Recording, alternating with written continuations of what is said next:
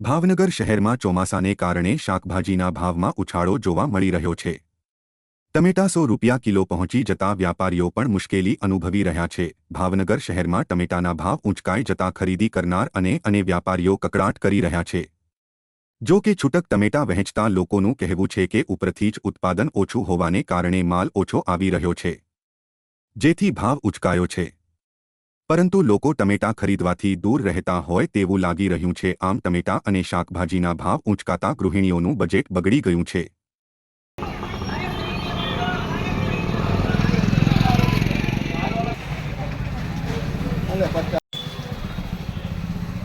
મારું નામ સુરેશભાઈ રૂપાભાઈ પરમાર। अच्छा।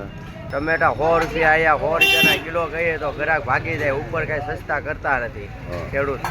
અહીંયા અમારા શું ભાવ વેચવા, એમણે પીડ્યો રહી છે માલ। બકાલાનો ભાવ? બકાલાનો ભાવ બહુ મોંઘો છે, આવક ઓછી છે ઉપરથી। તો ગરાગીમાં તમારે? ગરાગી અમારે અહીંયા બકાલું લાવીએ, ગરાગીને 5 કિલો ટમેટા કહે તો ભાગી જાય ગરાગી।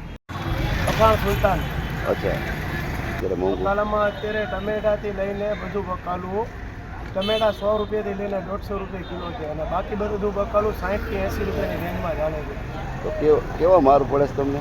મારી રીતનું છે કે અત્યારે ગ્રાહકને ભાવ કરતાં ગ્રાહક સમજતા નથી કે મોંઘું થઈ ગયું છે। ગ્રાહક વ્યા જાય છે અને માલ એમને પડ્યો રહે છે। અને ચોમાસાની હિસાબે અત્યારે માલમાં પણ બહુ બગડે છે બધો માલ। ચોમાસામાં શાકભાજીનું વાવેતર વરસાદના હિસાબે ઘણું ઓછું હોય છે, અચ્છા। એટલે મોંઘવારી અત્યારે જે ટમેટાના ભાવ 10-12 રૂપિયા હોય એ અત્યારે 150 થી 200 રૂપિયા ભાવ છે। અચ્છા। બીજા નંબરમાં મરચીનું વાવેતર પાણીના હિસાબે એ સાફ થઈ જાય, કાંઈ રિયત નહીં મરચું, એટલે મરચાઈ 150-200 રૂપિયા કિલો મળે છે। એટલે આજની ગૃહિણીનું કે જે ઘર ચલાવતા હોય એનું ઘરનું બજેટ શૂન્ય થઈ જાય। અચ્છા। આવક લિમિટ છે, આવક વધી ગઈ છે, એટલે મોંઘવારી